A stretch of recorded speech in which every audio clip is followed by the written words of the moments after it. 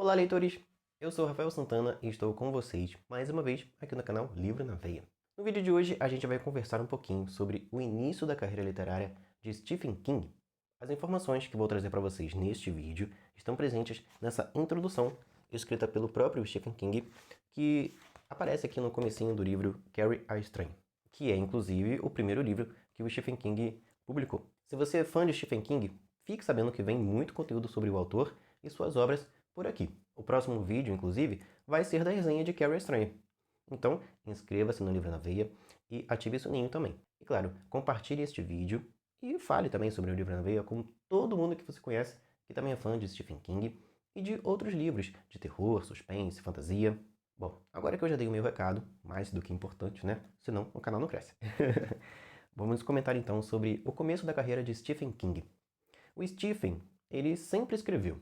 Eu li em algum outro livro, não sei se foi no livro sobre a escrita, mas como eu já li há muito tempo, posso estar um pouquinho equivocado. Me corrijam aí nos comentários se eu estiver errado. Ele já escrevia desde criança, desde molequinho, ele já gostava bastante de inventar suas primeiras histórias. Mas o período da vida dele em que ele realmente começou a levar a escrita a sério foi durante a faculdade. Ele escrevia no jornal da faculdade que ele frequentou. E o nome da coluna que ele tinha nesse jornal da faculdade era King's Garbage Truck. Eu não sei se minha pronúncia está correta, tá? Que numa tradução é Caminhão de Lixo de King. Ele inclusive ficou escrevendo, né, artigos e tudo mais para esse jornal da faculdade durante 3 anos. Perto do finalzinho da faculdade, do curso dele, como ele estava prestes a se formar, o King foi até a redação desse jornal para recolher o lixo dele, né, as coisas, os pertences dele que ficavam por lá. E enquanto ele estava andando pela sala, que estava vazia, algo que era completamente fora do normal, né?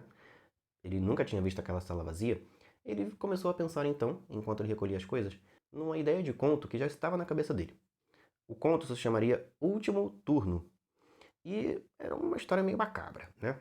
Ele começou então a pensar sobre essa história e tirou aquele dia, o restante daquele dia, para escrever bastante.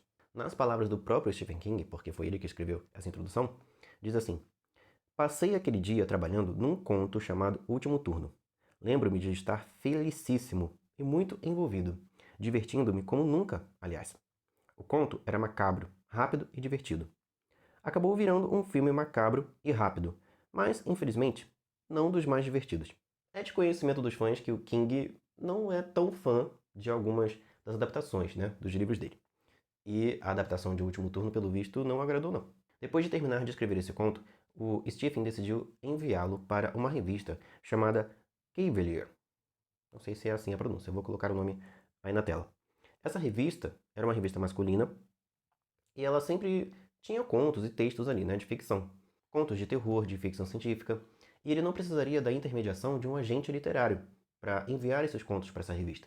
Qualquer autor poderia diretamente enviar as suas histórias. Então foi o que ele fez. Esse conto que ele escreveu acabou sendo comprado então por essa revista. O editor da Cavalier comprou o conto por $200, que naquela época era bastante dinheiro, né? O King conta a seguir que quando ele recebeu esse pagamento, né, o cheque desses $200 pela venda do conto Último Turno para essa revista, ele já estava noivo de uma moça chamada Tabitha Spruce, com quem ele está casado até hoje. Eles eram muito apaixonados e ela gostava bastante das histórias que o King escrevia. Ela o apoiava bastante em relação a essas histórias e ele também lhe dava bastante apoio em relação às poesias que ela fazia. E olha como é que a vida dele está tão atrelada à escrita, né, e aos livros. Ele conheceu a Tabitha, ele a viu pela primeira vez fazendo um trabalho numa biblioteca chamada Raymond Fogler, na Universidade do Maine.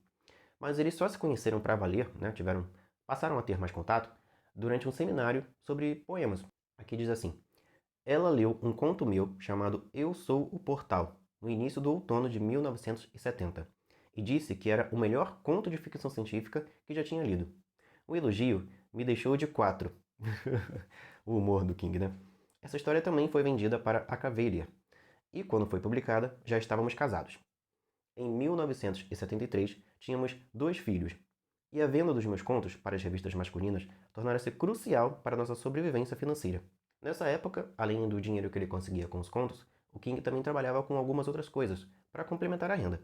Afinal de contas, ele tinha uma família, né, de 4 pessoas para sustentar. E nessa época ele trabalhava em lavanderias e também dava aulas de inglês. Tem um detalhezinho aqui muito interessante, que quando um dos filhos dele, né, ficou doente, ele teve otite, uma doença chamada otite, e foi necessário comprar, né, gastar uma grana ali com antibióticos. A Tab, como ele chama a esposa dele, né, falou séria e brincalhona: "Depressa, Steve, pense no monstro." Tipo assim, escreve mais aí, né? A gente precisa de dinheiro. E foi no comecinho do inverno de 1972 que as primeiras ideias para Carrie a Estranha começaram a surgir. O King diz que teve uma ideia para um conto sobre uma menina com poderes telecinéticos. Aqui diz assim: "Eu vinha com essa ideia na cabeça desde que estava no ensino médio e li um artigo na revista Life sobre um caso de atividade poltergeist numa casa de uma cidadezinha da periferia de um centro urbano." Ele fala aqui um pouquinho sobre os poltergeists, né, que são espíritos brincalhões e às vezes malvados, fantasmas, na verdade, né? E esse caso, né, dessa família, das meninas dessa família que estavam sendo perturbadas por esses espíritos, chamou bastante a atenção dele. E um detalhe: sempre que as meninas estavam em casa, que essas manifestações, teoricamente sobrenaturais, aconteciam nessa casa. Quando elas não estavam em casa, nada acontecia, nada fora do normal. Então ele meio que viu essa situação toda como algo talvez não muito real, né? Viu com olhares céticos. Ele não sabia ao certo se realmente acreditava que havia espíritos ou coisa do tipo fazendo aquilo com aquelas pessoas. Mas aquilo começou a lhe dar inspirações. Ele decidiu então escrever um conto inspirado naquilo, né? Naquela história de garotas sendo atormentadas por espíritos. Ele escrevia inclusive na lavanderia do pequeno trailer onde ele, a Tabitha e os dois filhos moravam. E a situação dele financeira, né, era tão apertada que ele até para datilografar, né, os seus textos, ele economizava papel, porque papel, né, custava caro. E ainda custa, né? Estão aí os preços dos livros para provar essa informação. Só que durante a escrita dessa história, fantasmas de verdade, dois fantasmas de verdade, não sobrenaturais, mas fantasmas que atormentam a mente, começaram a surgir na cabeça do Stephen. Ele lembrou-se de duas pessoas, duas mulheres, que tiveram histórias bem trágicas, bem complicadas em suas vidas.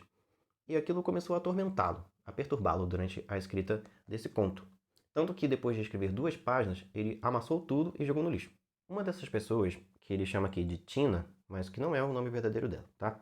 Era uma aluna do Durham Elementary School, que foi a escola onde ele também estudou ali na sua infância e pré-adolescência. Essa menina, ela era gordinha e ela sofria muito bullying na escola, porque ela usava praticamente a mesma roupa todo santo dia. Então ela era muito humilhada, né, pelas demais crianças e adolescentes ali desse colégio. E o Stephen King, né, que sempre foi também um garoto muito franzino e, né, ali na dele, provavelmente ele também sofreu muito bullying, né, nesse período da vida.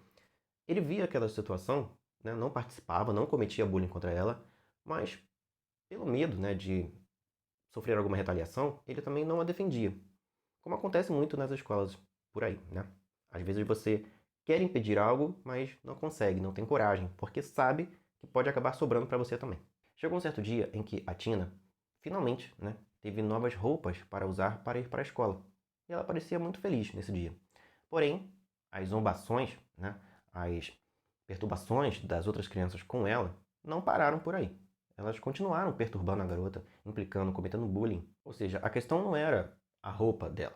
A questão era implicar, atormentar aquela pessoa. Ela já havia se tornado o alvo da zombaria geral ali de todo mundo. E toda essa situação marcou muito o Stephen King, né? Tanto que ele jamais se esqueceu, mesmo depois de adulto, jamais se esqueceu de tudo isso.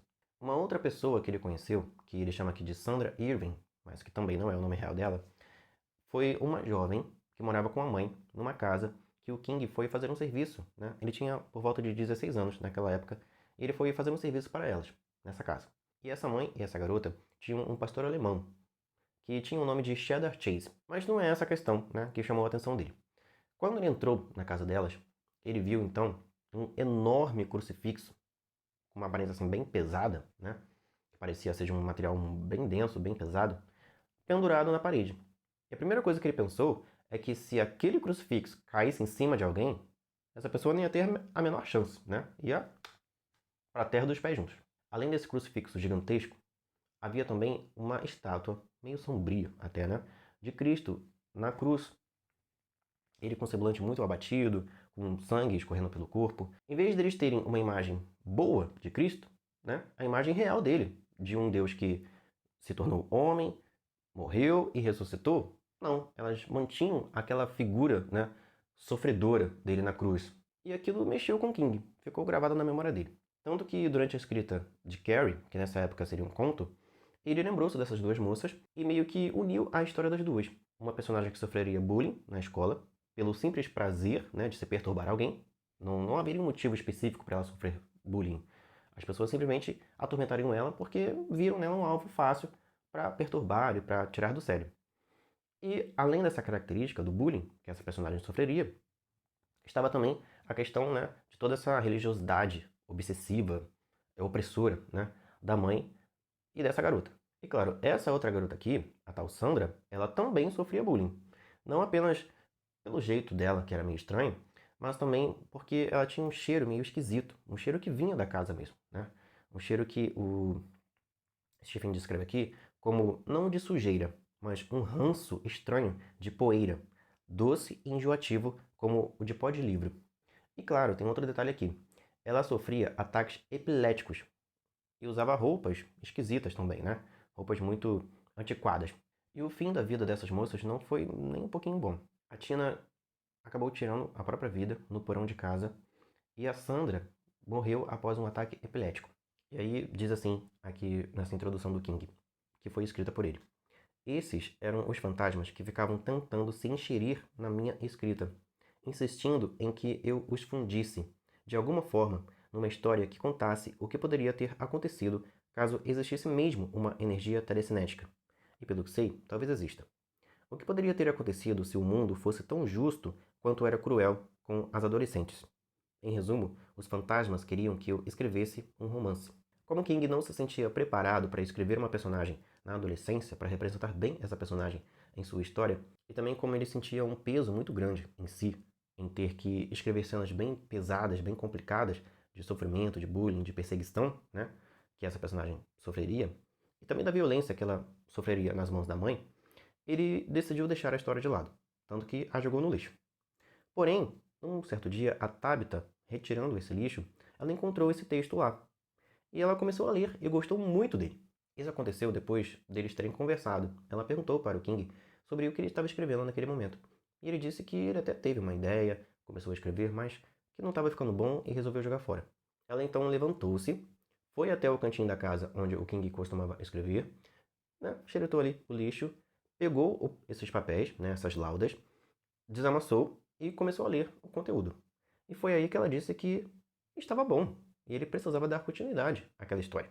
E ele conta assim, aqui no finalzinho dessa introdução do livro Carrie a Estranha. E eu fui, ou seja, ele prosseguiu na escrita daquela história. Sobretudo para agradá-la, agradar a Tabby, né, a esposa. O resultado acabou sendo a história que se segue, Carrie a Estranha. Hoje datada, mas ainda com um incrível poder de ferir e apavorar.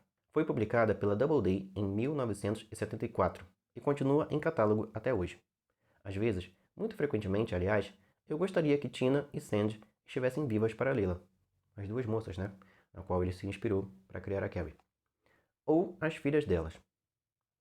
Esse texto foi escrito em 23 de fevereiro de 1999.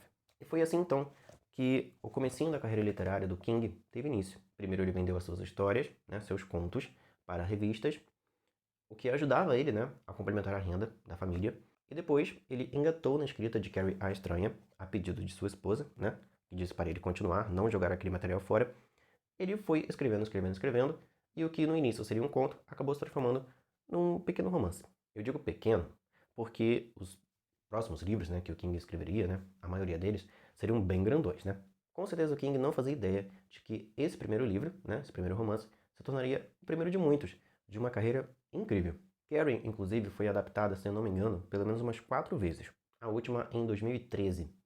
E continua sendo um livro bem, como diz o próprio King, apavorante. Não muito pela questão sobrenatural, mas sim pelo que os seres humanos, sem influência nenhuma, né, demoníaca ou não, são capazes de fazer. A maldade que o ser humano é capaz de executar contra seus semelhantes. Então é isso, pessoal. Esse foi o vídeo em que eu trouxe para vocês um pouquinho sobre como foi o início da carreira literária do King, o que ele passou, né? O que o motivou, quais foram as experiências que ele viveu durante a escrita do seu primeiro livro. eu vou trazer para vocês, no próximo vídeo, uma resenha de Carrie a Estranha, que é a minha última leitura que eu fiz aqui para o canal. E a partir dessa primeira resenha, né, de um dos livros do King, do primeiro livro dele, eu darei continuidade, todos os meses, um livrinho do King aqui no Livro na Veia.